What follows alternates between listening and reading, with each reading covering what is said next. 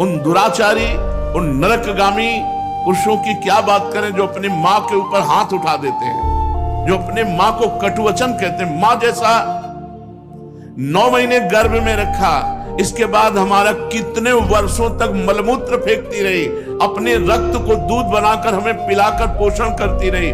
उस मां का जब सेवा करने का अवसर आता है, अनाथ आश्रम भेजा।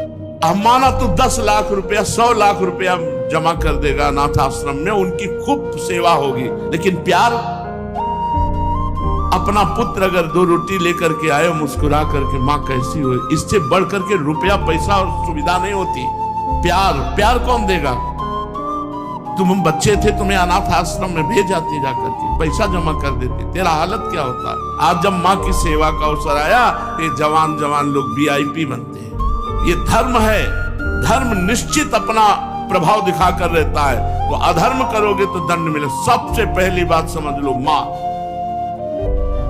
जिसके मां हो और कोई देवी देवता पूजने की जरूरत नहीं, पूजो तो तुम्हारे भाग्य की बात है, लेकिन सबसे बड़ी देवी मां है, सबसे बड़ी पूजा मां है।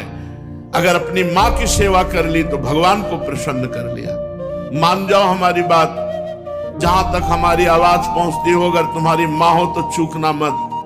मां का आशीर्वाद ले लो, विश्व ब्रह्मांड में कभी परास्त नहीं होगे। मां महामहिम गुरु है। हाँ, अगर आप वृंदावन वास करते हो, अपनी मां को पास रखो।